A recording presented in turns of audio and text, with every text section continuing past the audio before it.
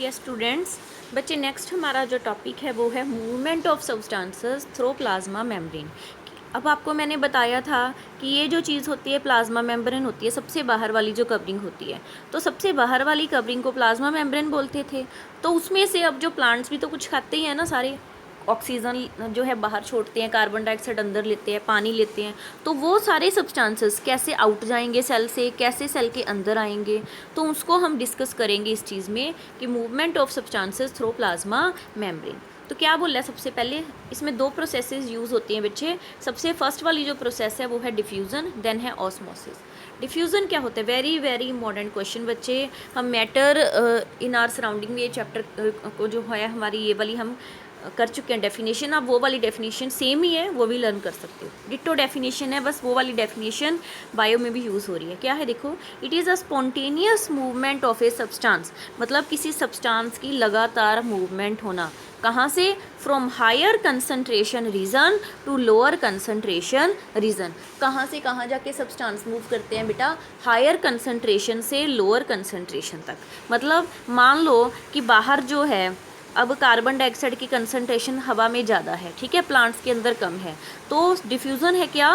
Movement of substance की movement from higher concentration, means बाहर से कहाँ पे जाएगा कार्बन डाइऑक्साइड? अंदर।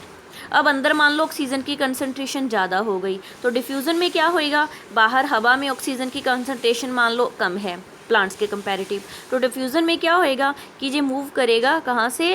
प्लांट के अंदर से ऑक्सीजन जाएगी प्लांट के बाहर। क्लियर बच्चे? तो वही बताया कि oxygen and carbon dioxide can move across the cell membrane. तो कार्बन डाइऑक्साइड है, ठीक है, और ऑक्सीजन है, वो सेल मेम्ब्रेन के अक्रॉस मूव कर सकते हैं by the process of diffusion. Next process आती है बच्चे ऑस्मोसिस। ये भी सेम है जैसे डिफ्यूज़न है, बस फ़र्क क्या होता है? डिफ्यूज़न में क्या मूव करती हैं बेटा? गैसेस। डिफ्यूज़न में क्या चीज़ें मूव करती हैं? गैसेस। ऑस्मोसिस में कौन सी चीज़ें मूव करेंगी बेटा? आपकी लिक्विड, सॉल्वेंट। तो movement of water, water liquid ही होता है, movement of water molecule through plasma membrane.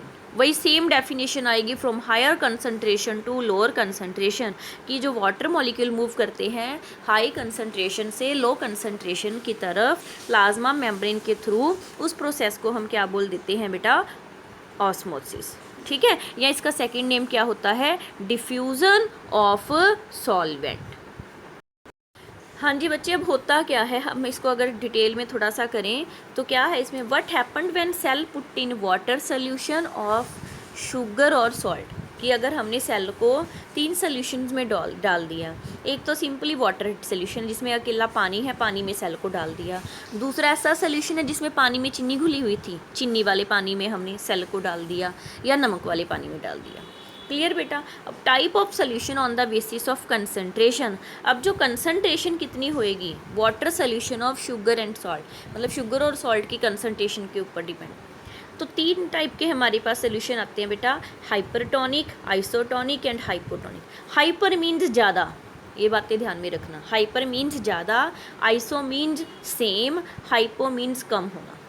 Hyper means अभी मैंने बताया था क्या होता है? ज़्यादा। Means concentration of solution outside the cell is less than inside the cell, मतलब सेल के अंदर जो कंसनट्रेशन है वो ज़्यादा है, सेल के बाहर जो लिक्विड्स की कंसनट्रेशन वो क्या है?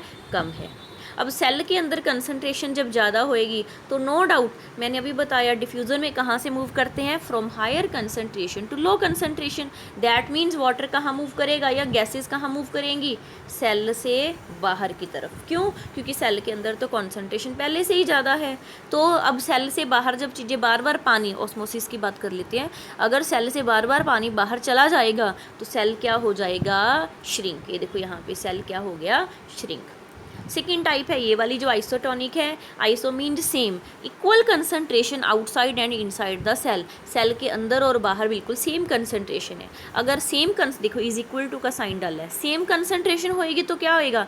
जितना वाटर बाहर जाएगा उतना ही वाटर अंदर आएगा। That means no loss no gain, due to the cell gain equal amount of water which is loosed, मतलब जितना सेल ने वाटर को लूज़ किया होता है उतना ही सेल को वाटर क्या हो जाता है? मिल जाता है। थर्ड आते हैं हाइपोटोनिक। हाइपो मीन्स कम कंसनट्रेशन होना, concentration of solution outside the cell is more than inside the cell, मतलब सेल के अंदर जो कंसनट्रेशन है वो कम है, सेल के बाहर जो कंसनट्रेशन है वो ज़्यादा है। तो पानी कहाँ से कहाँ जाएगा, बाहर से अंदर की तरफ। तो due to this cell get water, cell gain water, cell के अंदर देखो पानी जा रहा है। अब सेल के अंदर पानी जाएगा तो गुब्बारे की तरह फटेगा ना सेल, दैट मीन्स सेल क्या हो गया, स्वेलअप हो गया एंड मे बी ब्रस्ट, और आपका सेल क्या हो सकता है, इसमें ब्रस्ट भी हो सकता है।